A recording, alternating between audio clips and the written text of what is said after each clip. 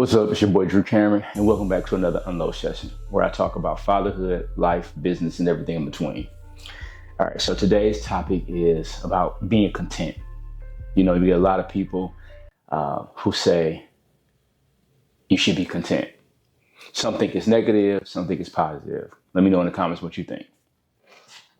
So I was thinking about that, and I wrote some notes, right? You got to keep every season fresh, right? I'm all about seasons and the transitions and how different seasons allow you to do different things, right? So I had a revelation, and revelation lets you know where you're at, right? So when you have a revelation, you determine where you're at in that season.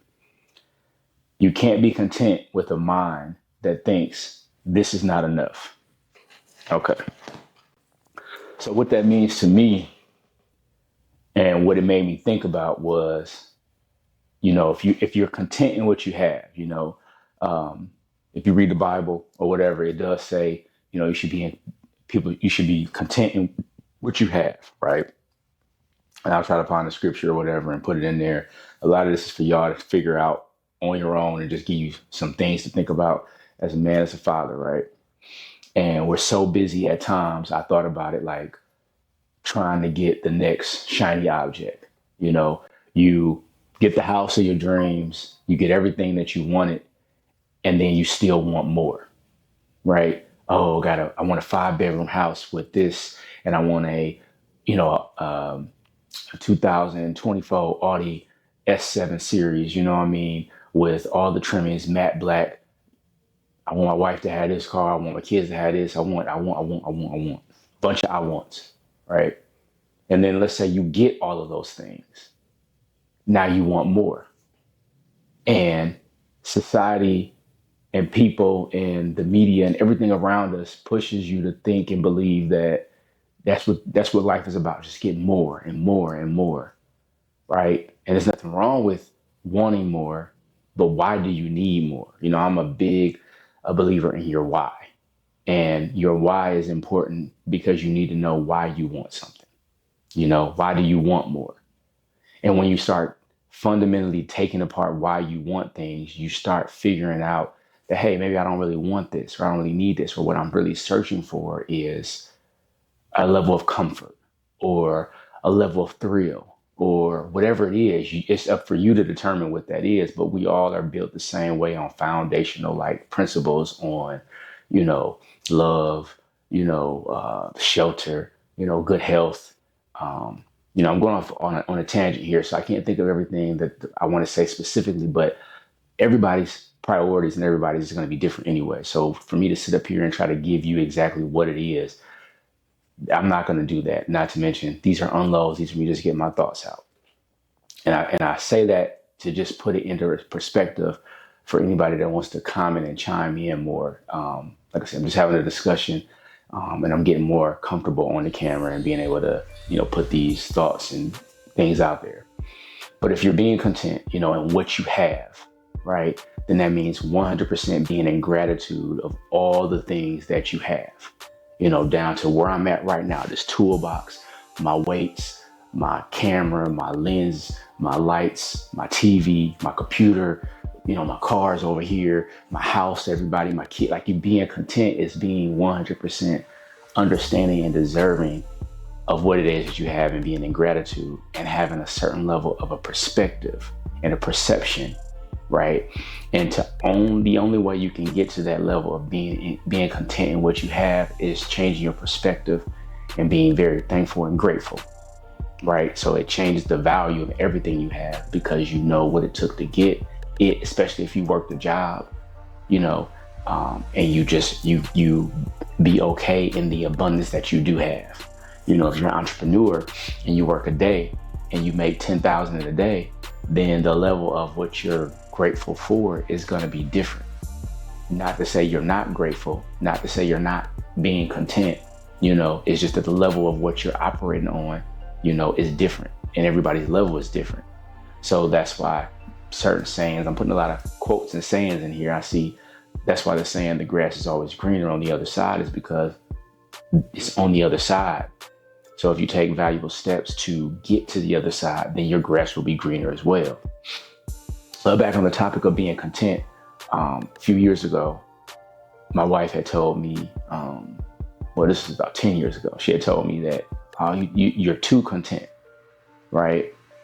And I took it as a negative back then.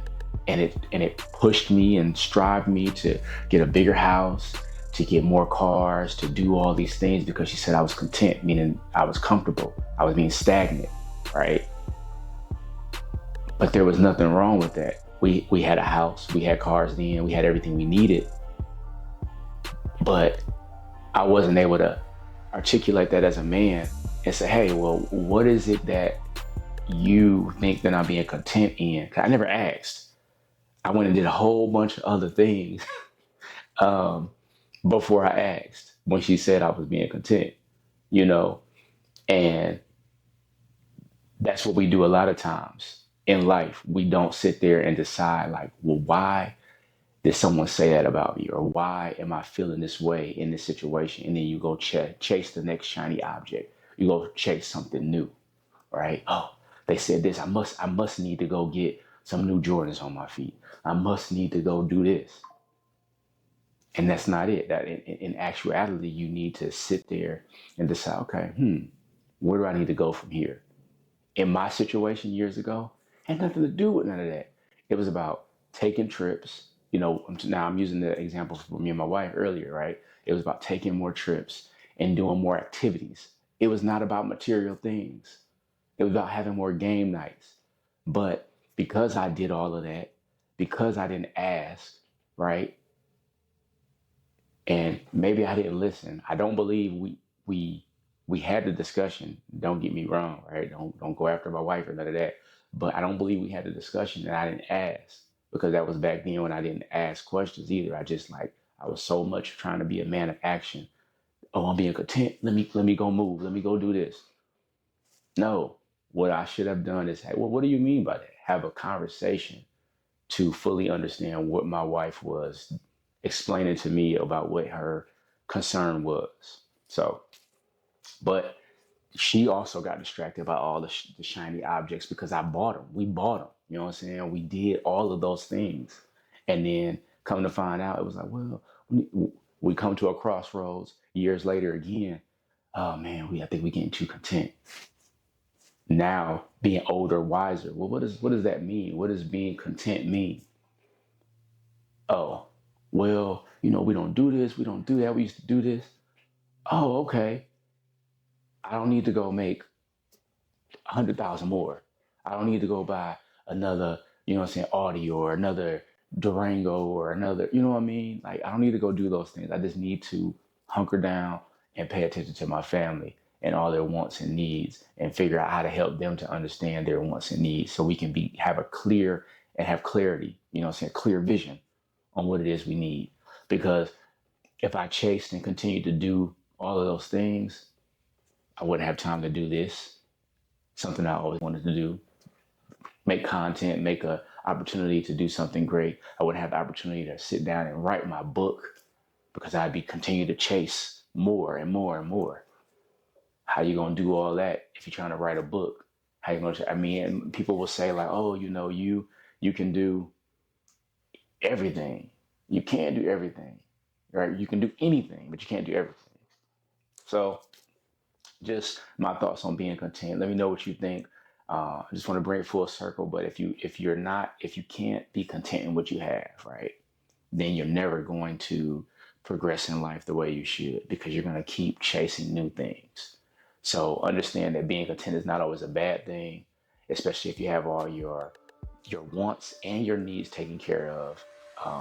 And again, I'm talking from a perspective as a man, as a father, as a leader of my household. And when you make that staple in your family, that priority, your family accepts that. Whatever your family says is okay, will be okay. So if you are a leader of your household, you have to make certain things okay, and you have to stand on that, and you have to make it clear for them to understand that. So that's just my thoughts today. This has been an unload session, and the road ahead is long and hard. No place for the weak. You must be a warrior. Attack the day.